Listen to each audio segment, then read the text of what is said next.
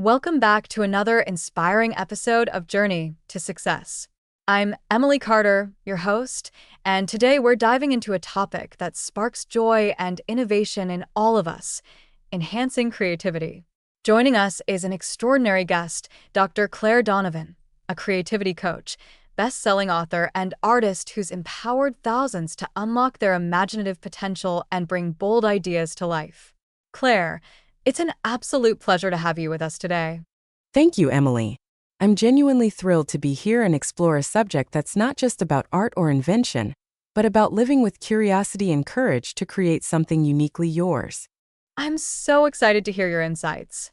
Creativity feels like this magical force, but sometimes it's hard to tap into. Claire, let's start with the big picture. Why is enhancing creativity so essential for success, and how does it shape our lives? That's a wonderful question, Emily, and it really captures the heart of why creativity matters so deeply. Creativity isn't just painting a picture or writing a song. It's the ability to see new possibilities, solve problems with fresh perspectives, and infuse your life with originality. It's essential for success because it fuels innovation, resilience, and connection. Whether you're launching a business, nurturing relationships, or navigating challenges. When you enhance creativity, you're not just making things. You're crafting a life that's vibrant, adaptive, and true to who you are. I think of someone like Steve Jobs, whose creativity at Apple wasn't just about tech but about imagining what people didn't yet know they needed: the iPhone, the Mac. He said, "Creativity is just connecting things." That vision transformed industries. Early in my own journey, I was a graphic designer in Chicago, stuck in repetitive ad campaigns, feeling like my spark was gone. I'd churn out safe work uninspired. But when I started experimenting, doodling for fun, blending styles, my designs won awards, clients poured in, and I found my calling in coaching others to create. Creativity doesn't just drive success. It redefines what's possible, turning ordinary moments into extraordinary opportunities for growth and impact. That's such a vibrant way to frame it. Claire, creativity as connecting possibilities. Jobs' vision is so illuminating. You mentioned rediscovering your spark as a designer. Can you walk us through how someone can start enhancing their creativity, especially if they feel blocked or think they're not creative? Absolutely, Emily. The first step is to embrace play without judgment. Creativity thrives when you let go of perfection and explore for the sake of joy. Try something low stakes: scribbling, daydreaming, rearranging objects, just to see what happens. I draw inspiration from Pablo Picasso, who painted wildly different styles, saying, "Every child is an artist. The problem is how to remain an artist once we grow up." His playful experiments birthed masterpieces like Guernica. When I felt blocked, my designs were flat, clients wanted safe, and I complied, hating it. I was scared to fail. Inspired by Picasso, I started sketching absurd ideas, ads with surreal colors, quirky fonts, not for clients, just me. It was messy, but it freed me. One sketch inspired a campaign that went viral. I coached a client named Sarah, an accountant who swore she wasn't creative, dreading her firm's rebrand project. She thought creativity was for artsy types. We used Picasso's play. She doodled logos during breaks, no pressure. One sketch sparked the firm's new look, earning her a bonus. Play isn't childish, it's a gateway to creativity, loosening fear's grip and letting ideas flow. Another step is to expose yourself to new stimuli. Creativity grows when you feed it diverse experiences. Read a new genre, visit a museum, listen to unfamiliar music. I learned this from Maya Angelou, who soaked up everything: poetry, travel, conversations, to fuel her writing, saying, "You can't use up creativity. The more you use, the more you have." I began exploring jazz clubs, sci-fi novels, and my designs gained depth, landing bigger clients. Sarah tried Angelou's approach, reading fantasy books. It sparked a presentation style that wowed her team. New inputs stretch your mind, making creativity a renewable resource. I love those starting points, Claire: playful exploration and new stimuli. Picasso and Angelou make it so inviting. But what about when creativity feels stifled, like under tight deadlines or stress? How do you keep it alive then? Oh, Emily, stress and deadlines can feel like creativity's kryptonite. They squeeze you into survival mode. The key is to carve out micro moments for inspiration.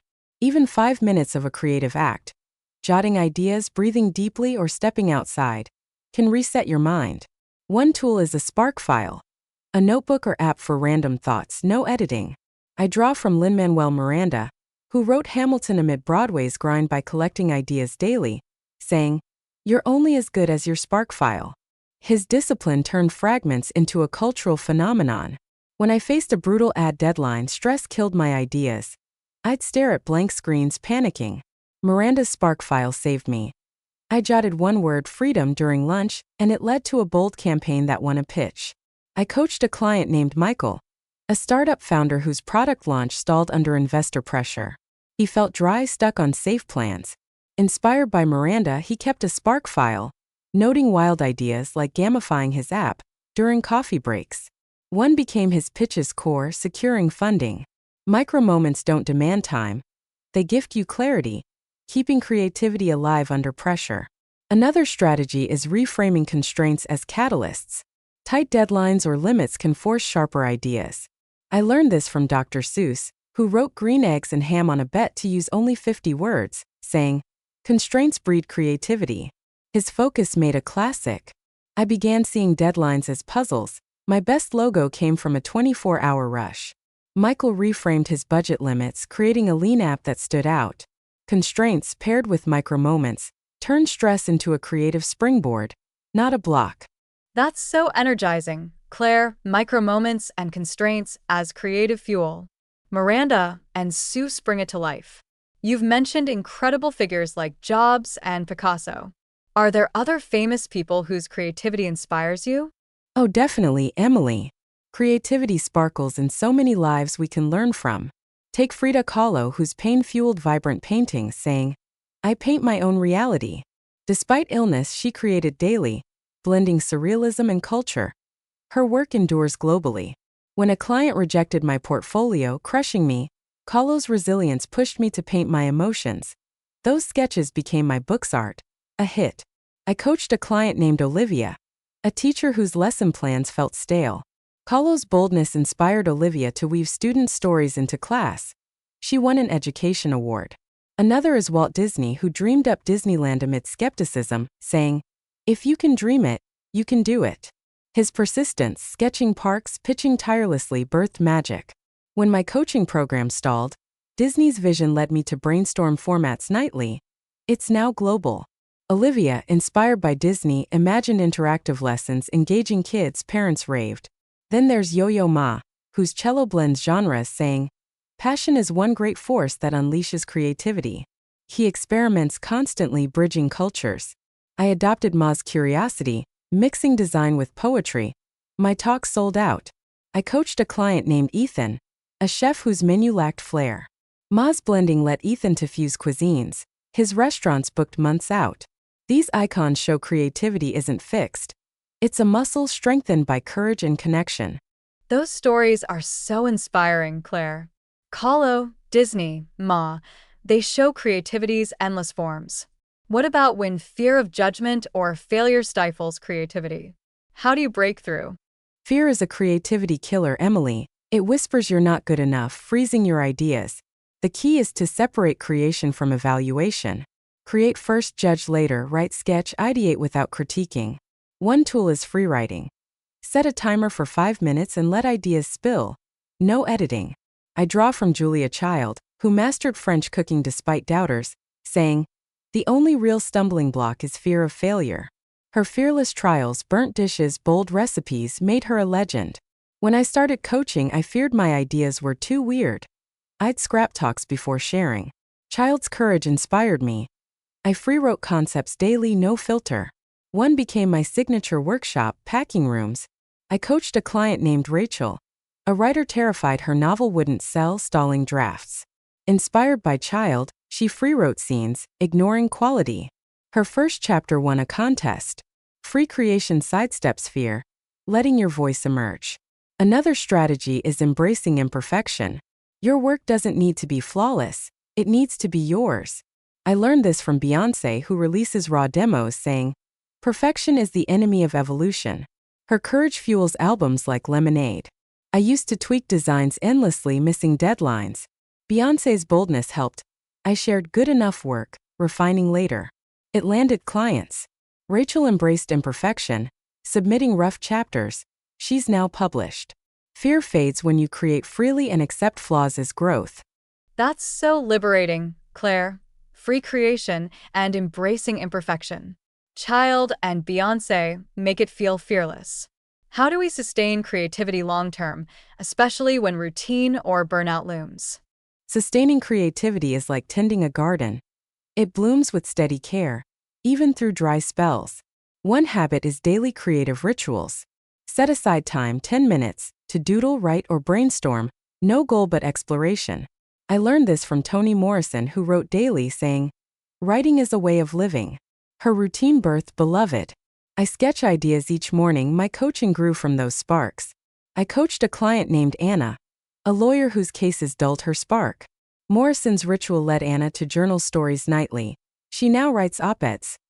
Rituals keep creativity alive no matter the grind. Another key is cross-pollination. Blend interests, cooking with music, tech with art to spark new ideas.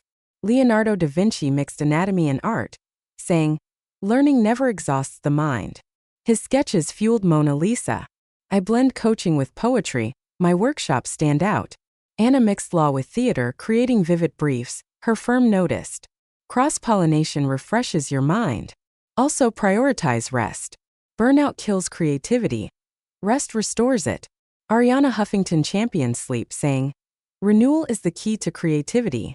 I napped after crashes. My best ideas followed. I coached a client named Mark, a salesman whose pitches flatlined.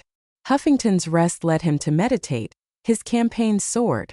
Rest fuels imagination. Finally, connect to purpose. Create for a why, joy, impact, love. John Lennon wrote for peace, saying, "Art is a way to express what's inside." My purpose, uplifting others, drives me through slumps. These habits, rituals, cross-pollination, rest, purpose, build creativity that endures any season. Those are such dynamic tools, Claire. Morrison's rituals, Da Vinci's blending, Lennon's purpose. It's a blueprint for imagination. As we close, what's one final piece of advice for listeners ready to enhance their creativity today? My biggest advice is to create one small thing now. Creativity grows from a single brave act. Think of Georgia O'Keeffe, who painted daily, saying, "To create one's own world takes courage." For me, it was that first sketch sparking a career I love. One last story. I coached a single dad named Brian, a carpenter whose designs felt repetitive, draining him. He thought creativity wasn't for him. We looked at Albert Einstein, who imagined wildly, saying, "Creativity is intelligence having fun." Brian doodled one pattern nightly. It led to custom furniture, reviving his shop in joy. He now teaches kids art. If Brian can create, so can you. Pick one act today, scribble an idea, hum a tune, rearrange a space. That step unleashes your creative spark. What a beautiful way to wrap up, Claire. Brian's story, alongside legends like O'Keeffe and Einstein, shows creativity is for everyone. Thank you for sharing such profound wisdom and practical steps. I know our listeners are ready to unleash their imagination. Thank you, Emily, and to all the listeners. I hope you feel empowered to create with courage and joy every day. And that's it for today's episode of Journey to Success. If this conversation ignited your creative fire, and I'm certain it did, please hit that subscribe button to catch every inspiring episode. Share this with someone ready to spark their ideas, and join us next time for more insights to fuel your journey. Until then, keep creating one bold step at a time.